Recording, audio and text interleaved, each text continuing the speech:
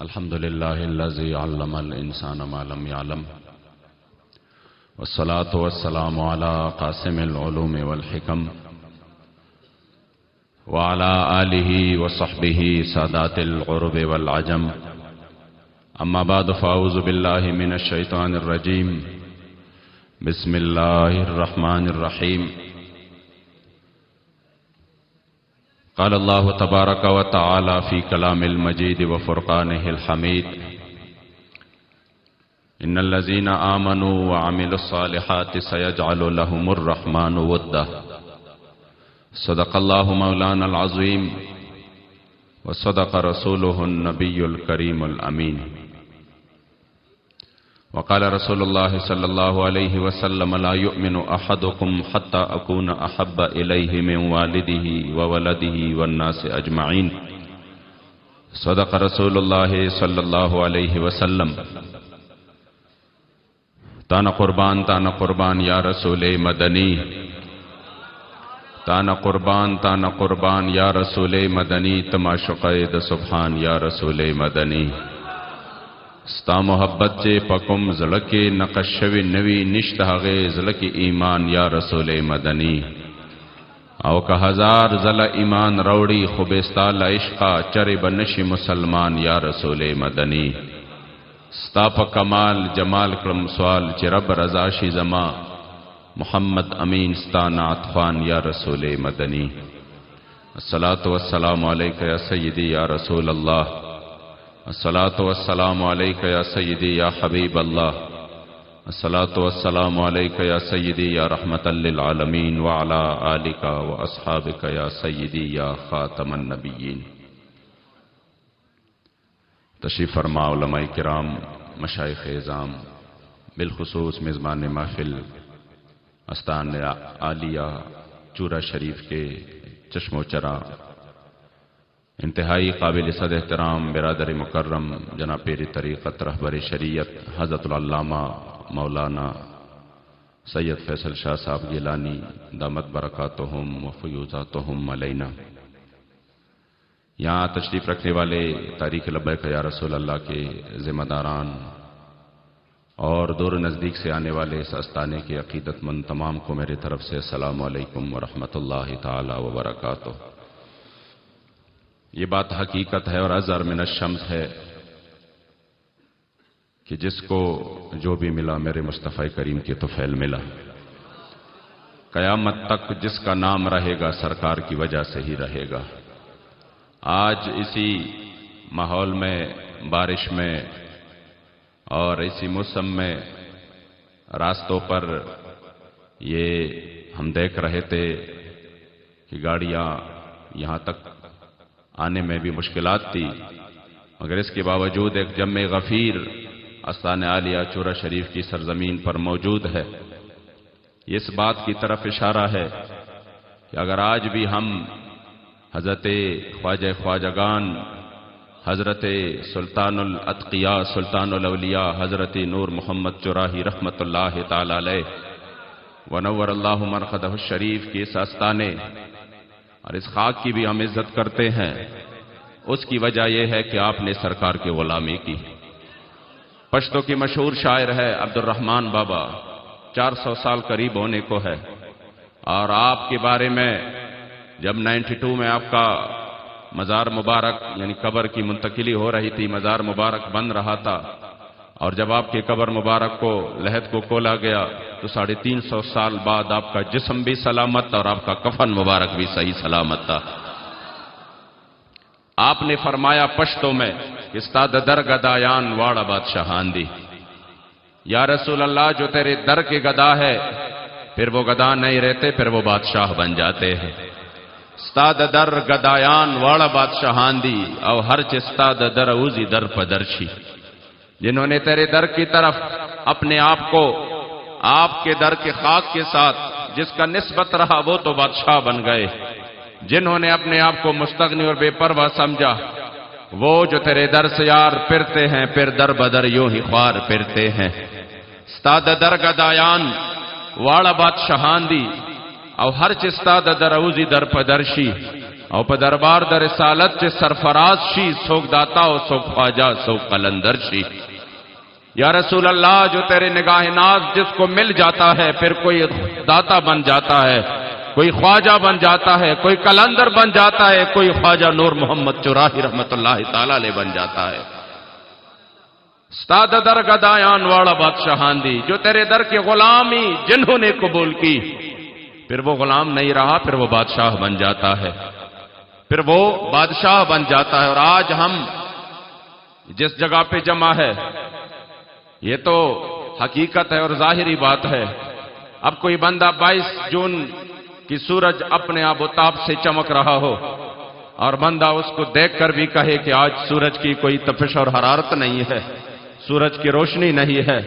تو یقیناً ہم یہ سمجھیں گے کہ ان کی آنکھوں کا کوئی مسئلہ ہے۔ سورج تو اپنے آب و تاب کے ساتھ چمک رہا ہے۔ آج اسی بات کا یہ ثبوت ہے کہ جن کی نسبت سرکار سے ہوئی ہے تو کائنات میں ہم تو مٹ جائیں گے، ہمارا نام بھی نہیں رہے گا، مگر سرکار کے غلام ہمیشہ کے لیے ہمارے دلوں میں زندہ رہیں گے۔ سرکار کے غلام ہمیشہ کے لیے زندہ رہیں گے۔ اور پھر وہ غلام جس کا وہ نسبت ہے کہ جس نسبت کی لاج، میں صرف ایک روایت پہ، کیونکہ ٹائم بہت کم ہے، ایک روایت بیان کر کے آگے اپنا پیغام دے کے اجازت چاہوں گا۔ حضرت سیدنا عمر فاروق رضی اللہ تعالیٰ عنہ کے دور خلافت میں جب مال غنیمت مدائن سے آیا اور آپ نے کہا کہ اس کو انڈیل دو اور تقسیم کے لیے صحابہ کو بلاؤ، تو اسی وقت حضرت سیدنا امام حسن تشریف لے آئے اور آپ نے فرمایا امیر المومنین آتینی حقی مما افاء اللہ علی المسلمین، اے امیر المومنین ہمیں جو اللہ کریم جل جلالہ نے مال غنیمت میں سے حصہ عطا فرمایا وہ ہمیں دیجیے گا۔ آپ نے فرمایا فقال لہ الرحب والکرامہ، فرمایا آپ کے لیے تو عزتیں ہیں ساری دنیا کی، اور پھر امر اور حکم فرمایا کہ 1000 درہم شہزادے کو دینا۔ اس کے بعد حضرت سیدنا امام حسین تشریف لے آئے تو آپ نے وہ بھی فرمایا کہ آپ سیدنا امام حسین کو بھی کہ آپ 1000 درہم ان کو عطا کرے۔ اس کے بعد آپ کے اپنے بیٹے حضرت عبداللہ تشریف لے آئے، آپ کا ایمان تازہ ہو جائے گا۔ حضرت عبداللہ بن عمر تشریف لے آئے تو جب انہوں نے کہا کہ امیر المومنین ہمیں بھی جو مال غنیمت میں سے حصہ ہے وہ عطا فرمائیے، تو حضرت سیدنا عمر فاروق آپ نے فرمایا کہ ان کو 500 درہم دے دو۔ تو وہ حیران ہوئے اور انہوں نے ایک سوال پوچھا، اور سوال یہ کیا کہ امیر المومنین جب یہ حسنین کریمین اللہ کریم جل جلالہ ان کی قدموں کی خاک پر بھی ہمیں قربان کر دے۔ فرمایا کہ جب یہ حسنین کریمین جب یہ چھوٹے بچے تھے اور یہ مدینے کی گلی کوچوں میں اسی وقت یہ گلی کوچوں میں ہوتے چھوٹے بچے ہوتے تو اسی وقت میرا کیا عالم تھا، انا رجل مشدد یضرب بالسیف بین یدی رسول اللہ والحسن والحسین طفلان یدرجان فی سکک المدینہ۔ جب یہ چھوٹے بچے تھے اسی وقت میرے ہاتھ میں تلوار ہوتی اور میں حضور کے سامنے جہاد کرتا، اور میں حضور کے دشمنوں کو اسی وقت اس کے ساتھ جہاد کرتا جب یہ چھوٹے بچے تھے۔ تو مجھے وجہ بتائیے گا کہ آپ نے ان کو 1000 درہم عطا کیے، مجھے 500 درہم دیے، تو کیا ایمان افروز جواب دیا؟ فرمایا ہاں بچہ یہی تو بات ہے کہ ان جیسا اور کوئی دنیا میں نہیں ہے، ان کا جو مقام اور مرتبہ ہے کائنات میں کسی کا نہیں ہے۔ ہاں مجھے بتائے فاتنی بے ابن کا ابیہما و امن کا امہما و جدن کا جدہما و جدتن کا جدتہما و خالن کا خالہما و خالتن کا خالتہما۔ فرمایا بیٹے ان جیسا تو اور کوئی نہیں، ہاں پوری دنیا میں مجھے بتاؤ اگر ان جیسا بابا جان کسی کا ہو، اگر اس کے جیسی ماں اللہ نے کسی اور کو دی ہو، اگر ان جیسا دادا نے اگر کسی اور کو، نانا نے کسی اور کو دی ہو، آپ ساری دنیا ڈھونڈ کر آپ تلاش کریں گے، مگر حسنین کریمین کو اللہ نے جو مقام عطا کیا ہے، اما ابوہما فعلی المرتضی، ان کے جو ابا جان ہے پورے کائنات میں اس طرح ابا جان کسی کا نہیں ہوگا جو اللہ کریم نے حسنین کریمین کو عطا کیا۔ تو آج ہم سیدوں کے اور ان بادشاہوں کے اس آستانے میں یقیناً اپنے کریم آقا اور ان کی نانا جان میرے مصطفی کریم علیہ الصلوۃ والسلام، جن کی وجہ سے ان کو بھی عزت ملی، ہم کو بھی عزتیں ملی، جن کی وجہ سے ان کو بھی عظمتیں ملی اور ہم کو بھی اللہ کریم جل جلالہ میرے مصطفی کریم کی خاطر، کیونکہ ہمارا عقیدہ ہے، امام اہل سنت کا عقیدہ ہے کہ بے ان کے واسطے ہی خدا کچھ عطا کرے، حاشا غلط ہے، ہوس بے بصر کی ہے۔ سب کچھ ملے گا حضور کی وجہ سے، سب کچھ ملا ہے تو وہ بھی حضور کی وجہ سے۔ تو آج اس آستانے سے اگر حضور کی عزت و ناموس کی بات ہو رہی ہے، میرے مصطفی کریم کی دین کی سربلندی کی بات ہو رہی ہے، تحریک لبیک یا رسول اللہ کا پیغام جا رہا ہے، حضور امیر المجاہدین ہمارے دلوں کی دھڑکن حضرت شیخ الحدیث قبلہ بابا جان، آپ نے جو پیغام دیا ہے اور آج آپ کی یہاں پر آمد تھی، یہ اسی بات کی عکاسی ہے کہ جس کے قدم مبارک کی برکت سے ہم کو یہ سب کچھ ملا ہے، آج اسی آستانے سے ہم اس عزم کو دہراتے ہیں، دنیا چاہے جس طرف ہو، لوگ چاہے ادھر سے ادھر ہو جائے اور بالکل مکمل طور پر ساتھ چھوڑ جائے یا پورا زمانہ مخالف ہو، یا رسول اللہ ہم پلک جھپکتے دیر بھی آپ سے بے وفائی کبھی نہیں کر سکتے۔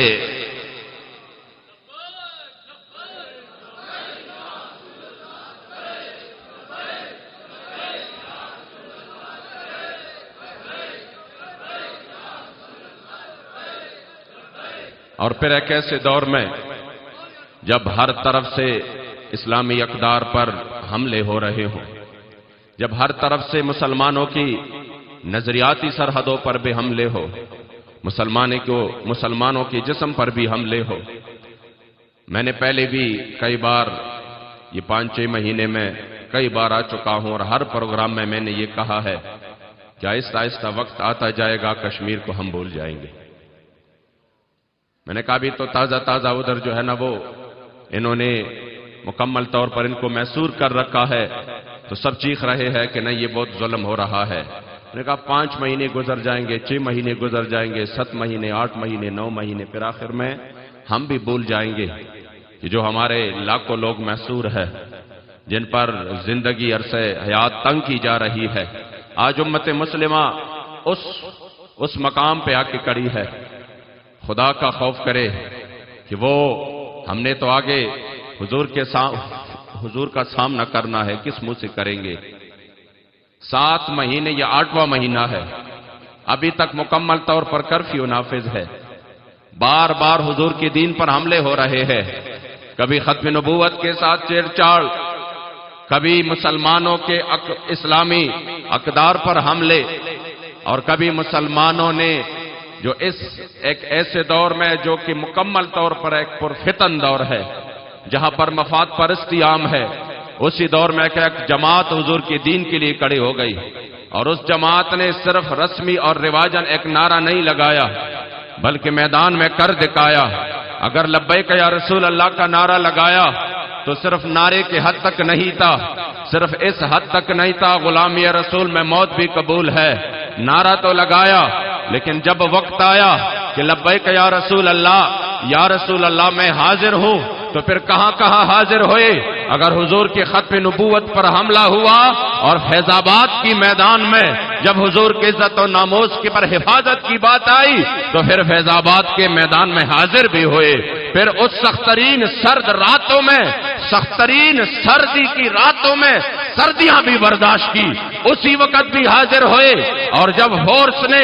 ظلم و بربریت کے انتہا کی تو اس ہزاروں شیل کے سامنے بھی حاضر ہوئے۔ اور پھر وہ مرحلہ ابھی گزرا نہیں تھا، ابھی اسی مرحلے کے تکالیف اور مصیبتیں لوگ نہیں بھولے تھے کہ پھر سے لوگ حضور کے گستاخوں نے وہ گستاخانہ خاکوں کی اشاعت کا اعلان کیا، پھر اسی وقت بھی کہا یا رسول اللہ اب بھی ہم حاضر ہیں، اور ابھی وہ وقت گزرا نہیں تھا کہ پھر سے حضور کی عزت و ناموس کی بات آئی اور آسیہ ملونہ کی رہائی ہو رہی تھی، اسی وقت بھی کہا ہم حاضر ہیں۔ اور جب 83 بندوں کو ہزاروں سال قید سنایا گیا اب بھی اسی دھرتی پر جب حضور امیر المجاہدین تشریف لائے لاکھوں لوگوں نے پھر بھی کہا یا رسول اللہ ہم رکے نہیں، ہم چکے نہیں، ہم بکے نہیں، ہم ڈرے نہیں یا رسول اللہ، ہزاروں سال قید سہنے کے باوجود اور اسی سزاؤں کے باوجود آج بھی ہم کہہ رہے ہیں یا رسول اللہ ہم حاضر ہیں۔ رسول اللہ لبیک لبیک لبیک یا رسول اللہ لبیک لبیک لبیک یا رسول اللہ لبیک لبیک لبیک یا رسول اللہ لبیک لبیک۔ اس لیے طریق لبیک یا رسول اللہ الحمدللہ یہ اس وقت میں کہ جب حضور کی دین کی بات کرنا بھی مکمل طور پر جب حضور کی دین کی بات کرنا بھی یہاں پر اتنا مشکل بنتا جا رہا ہے کہ اس کے لیے آپ پر دہشت گردی کی مقدمات ہو، اس پر آپ کے لیے جیلیں، تکالیف اور مصیبتیں آپ کے سامنا کرنے کے لیے مکمل طور پہ تیار ہو، پھر بھی اگر حضور کی عزت و ناموس کے یہ دیوانے اور یہ پروانے دیوانوار اپنے آپ سے بے پرواہ ہو کر سب کچھ حضور کے در پر لٹانے کے لیے تیار ہو تو سمجھو کہ انشاءاللہ پاکستان میں حضور کی دین کی طرف جو قدم اٹھ رہے ہیں وہ وقت دور نہیں کہ انشاءاللہ ملک کے چپے چپے پر حضور کی دین کا پرچم لہرا رہا ہوگا۔ یہ کئی دہائیوں کے بعد اس امت مسلمہ نے اس طرح کروٹ بدل لیا ہے، اور واللہ جس طرح بھی میرے سے پہلے حضور شاہ صاحب بیان فرما رہے تھے کہ اب تو بچہ بچہ بھی جوان اور بوڑھا وہ حضور علیہ السلام کے دین کے لیے اپنے آپ کو قربان کرنے کے لیے تیار ہے، اور اب تو ہر طرف الحمدللہ، لیکن اسی آستانے سے اس نعرے کا اٹھ جانا یقیناً ہمارے لیے انتہائی حوصلہ افزا بات ہے۔ میں اپنے طور پہ ایک بات کروں کہ یہ صرف ہمارے ساتھ خیبر پختونخوا میں نہیں، یہ میرے خیال میں ملک کے ہر جگہ پر یہی صورتحال ہے کہ جن کی دکانداریاں بند ہو رہی ہے، جنہوں نے اس ملک اور قوم کو حضور کے نام پر لوٹا، مسلمانوں کو حضور کے نام پر لوٹا، تو جب حضور کی دین کی بات آئی تو ظاہری بات ہے پھر انہوں نے تو میدان میں نہیں آنا تھا، تو ان کے لیے اسی چیز میں مشکلات سامنے آئیں۔ تو اب ہر طرف ان لوگوں نے کبھی کہتے ہیں یہ اولیاء اللہ کے خلاف ہے، کبھی کہتے ہیں یہ دین کا مذاق اڑانے والے ہیں، کبھی کہتے ہیں انہوں نے حضور کے عزت و ناموس کے اس مشن کو بڑا نقصان پہنچایا کیونکہ ہم اہل سنت پرامن لوگ تھے۔ میں نے کہا پرامن نہ کہو، اور اہل سنت کو بھی نام اہل سنت کا بھی نہ لو۔ اہل سنت کے وہ لوگ تھے جنہوں نے پانسی کا پندہ چوم کر اور 27 سالہ قید کاٹ کر جب آپ جوانی میں گئے تھے اور واپس نکل رہے تھے تو آپ خوید کمر تھے، اور اسی وقت جب آپ نے 27 سال انگریز کے قید میں جیل کاٹ کر روزانہ 20 سیر چکی آپ جب پیستے تو اسی وقت بھی آپ نے فرمایا ہے مشق سخن جاری، اور چکی کی مشقت بھی ایک طرفہ تماشا ہے، حسرت کی طبیعت بھی جو چاہو ستم کر لو اور بھی کل کہہ لو، پر ہم سے قسم لے لو کہ ہو جو شکایت بھی۔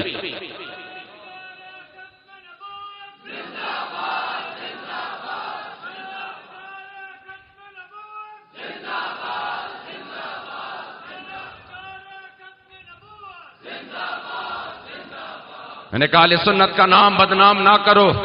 اہل سنت میں تو وہ ستارے گزرے ہیں جنہوں نے کالے پانی کی سزا کو برداشت کیا اور بڑی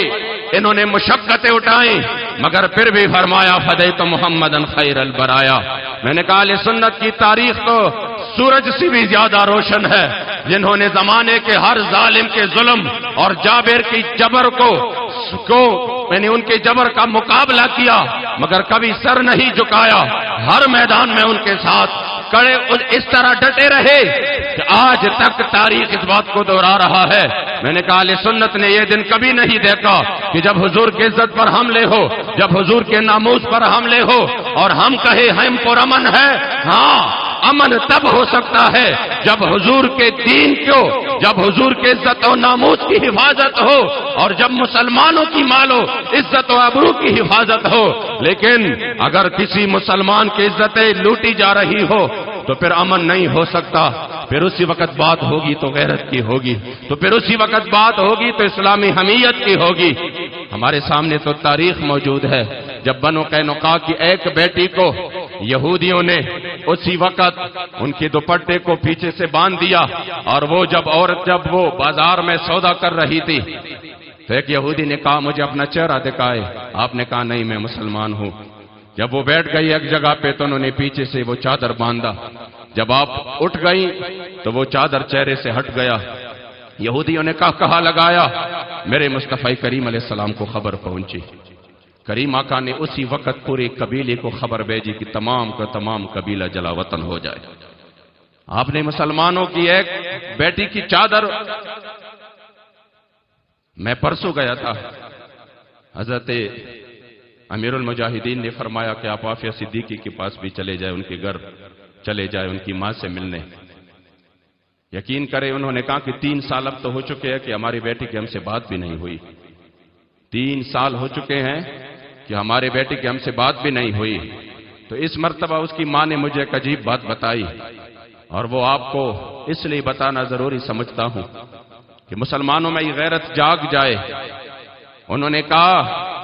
کہ اپنی بیٹی نے مجھ سے کہا کہ جب جج کے سامنے، انگریز جج کے سامنے جب میں حاضر ہوئی تو انگریز جج نے مجھ سے کہا کہ عافیہ تم معافی مانگ لو، تم کہہ دو کہ جو جرم میں نے کیا ہے میں معافی مانگتی ہوں، بس ٹھیک ہے ہم آپ کو آزاد کر دیتے ہیں، لیکن تمہیں معافی مانگنی پڑے گی۔ تو اس وقت جب ان کو بڑی تکالیف پہنچائی گئی، جب ان کا بیٹا ان سے جدا ہوا، جب ان کا پورا خاندان، ان کی پوری خاندان جدا ہوئی، تب بھی آپ نے کیا کہا؟ یہ ہے مسلمانوں کی غیرت، یہ ہے مسلمانوں کی حمیت۔ وہ کہتی ہے کہ میرے بیٹے نے جج کے سامنے کہا کہ میں نے کوئی جرم نہیں کیا تو میں معافی کس چیز سے مانگوں؟ اگر آپ جرم یہ سمجھتے ہیں کہ میں حضور کے دین کا ایک ادنا غلام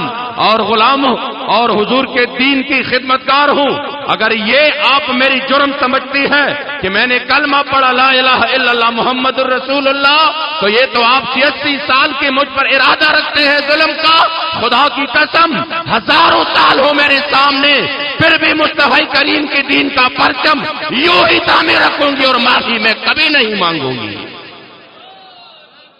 یہ ہے مسلمانوں کی غیرت،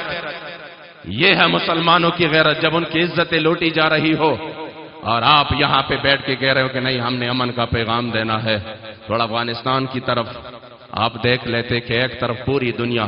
اور ایک طرف اکیلے امارت اسلامی کی وہ بے سر و سامانی کی حالت میں وہ لوگ، لیکن جنہوں نے غیرت ایمانی کی بنیاد پر جب ان کو للکارا تو پوری قوم نے دیکھا، پوری دنیا نے دیکھا کہ کس طرح وہ ان کے پاؤں میں آ کر بیٹھ گئے۔ یقین کرے اسلام اپنا ایک طاقت اور اپنا ایک پاور رکھتا ہے۔ آج انشاءاللہ ہم یہاں سے یہ عزم لے کر جائیں کہ انشاءاللہ تعالی ہم حضور کے دین کے لیے ہم وقت میدان میں ہوں گے، اور پھر تحریک لبیک یا رسول اللہ جو کہ اس میدان میں حضور امیر المجاہدین نے ہمیں وہ پلیٹ فارم عطا کیا ہے۔ میں ہر جگہ کہہ رہا ہوں بغیر خوشامدی کے کہ خدا کی قسم ہماری نسلوں کو اور ہمارے بچوں کو بھی اس پر فخر ہوگا کہ ہمارے بڑوں نے حضور امیر المجاہدین جیسا لیڈر پایا تھا، اور پھر ان کی حمایت میں اپنے کریم آقا کی عزت و ناموس کے لیے میدان میں رہے، کیونکہ حضور امیر المجاہدین نے اس امت میں پھر سے وہ روح پھونک ہے، پھر سے اس امت میں وہ روح بیدار کرنے کی کوشش کی ہے، جو کہ ان کی اسلاف کا اور ان کی آباء و اجداد کا جو ایک وتیرہ اور ایک طریقہ تھا۔ انشاءاللہ ہم حضور امیر المجاہدین کے ساتھ یہ عزم کرتے ہیں اور یہ عہد کرتے ہیں کہ حضور کے دین کے لیے ہم وقت انشاءاللہ ہم میدان میں رہیں گے، رہے گا یوں ہی ان کا، اور پڑے خاک ہو جائے جل جانے والا۔